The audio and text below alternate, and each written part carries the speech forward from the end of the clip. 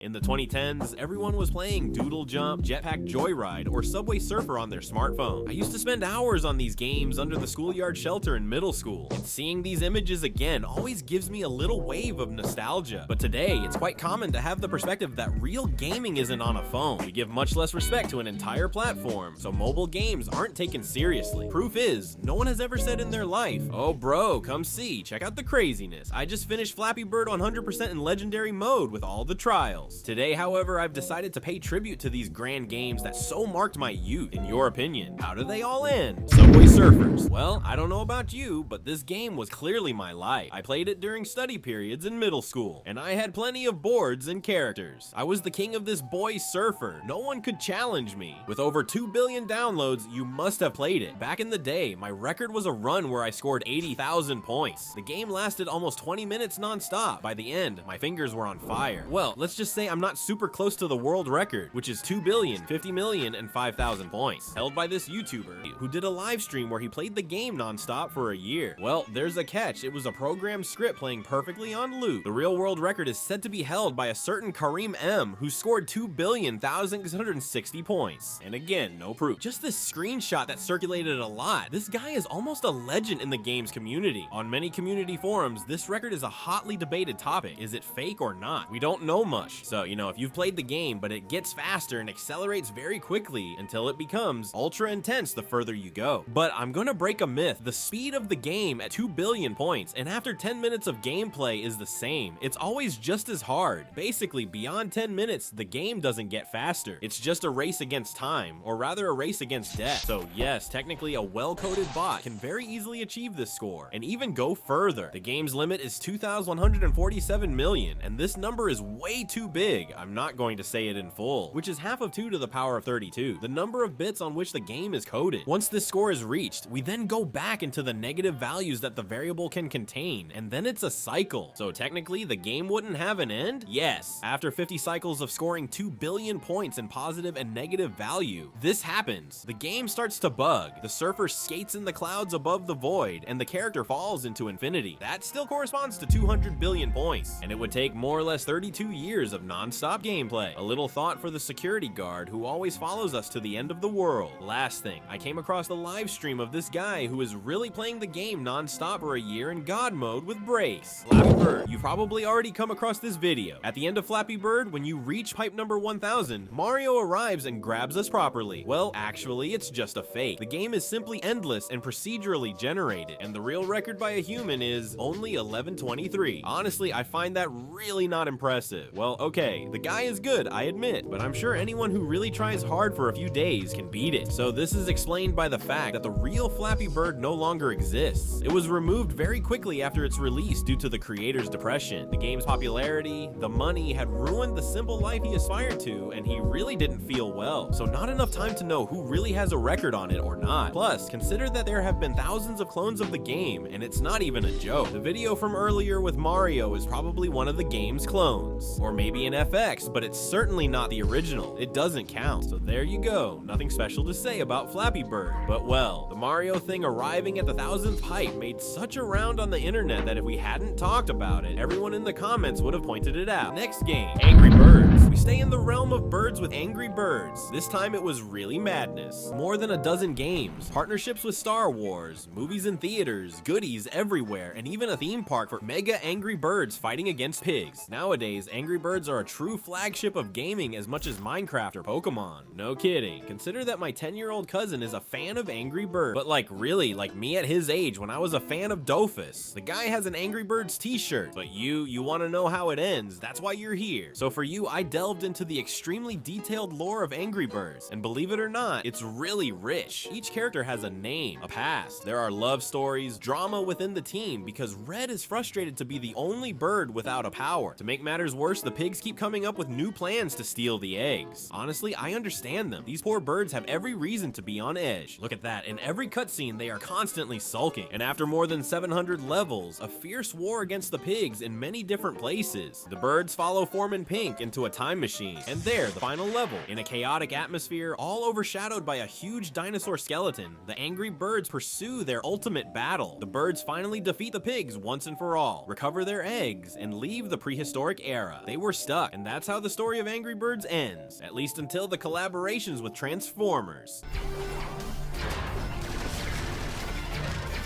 2048.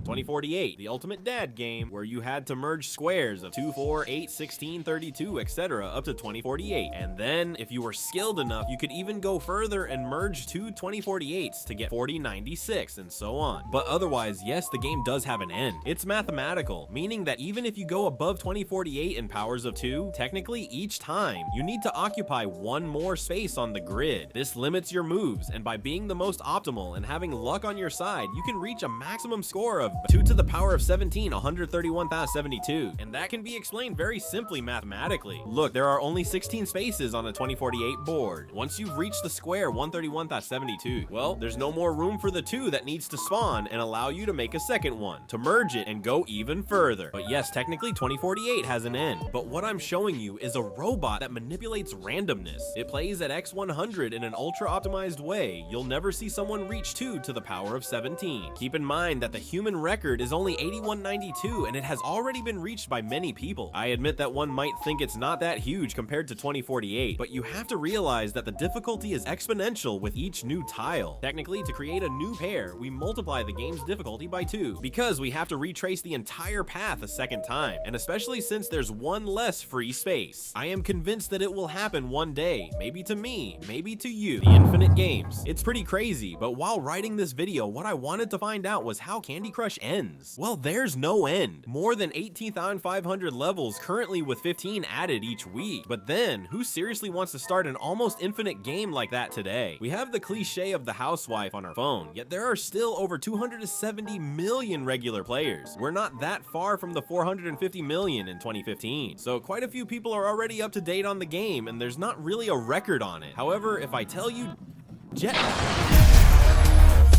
Wow, that game was crazy, right? On the forums, there are very persistent rumors that say you can't go beyond 30,000, 92,000, or even 100,000 meters. That's false. So, upon reaching a certain level, the game can crash. But yes, it's not impossible to go further. Your record, what is it? 5,000? Come on, 10,000 meters at most? Amateur. The world record held by Bommies and achieved live on Twitch for 7 hours and validated by the game's creators themselves is 259 to 555 meters. And I was able to talk to him on Discord in English. He told me that whenever he started a new run to beat his score, he had to prepare all day and free up a lot of time as a result. His run is really super long. I would have already cracked after 10 minutes, especially since he told me that. During one of his first attempts, when he had almost reached 100 kilometers, the game crashed. He didn't even flinch and started a new run right away. Big shout out and respect to him. Plus, he's super nice. Otherwise, another record on an even more iconic game. 24,210,720 points. And it was on Doodle Jump. Once again, validated by the creators. And the story behind it is crazy. Aaron, a 42-year-old man who discovered the game thanks to his daughter, and who put all his energy into becoming the best on the leaderboard. Facing him, he discovered his great rival, Nicholas, former record holder of the time with 10,700,000 points. Aaron gets pumped up. It's time for several hours of tryhard. He plays for 12 minutes, scores 125,000 points, pauses, then rests for 20 minutes to refocus on his concentration and balance. Then he goes back for another 12-minute block. After 18 hours of continuous play, he finally breaks the world record. And after entire days of playing and 45 hours in action, he achieves the undefeated world record, 24 million. While writing this video, I had a mega feeling of nostalgia, so I re-downloaded Subway Surfer and Angry Birds, and I'm playing them. I've never in my life claimed to be a real tester, and it's just my opinion. But there's no denying it's really super good for games with so little ambition. We can criticize the mobile format for its lowest excesses, but it allows indies to thrive. They're free games that do a great job of passing the time. I hope I reminded you of good memories with this video. Alright friend, bye.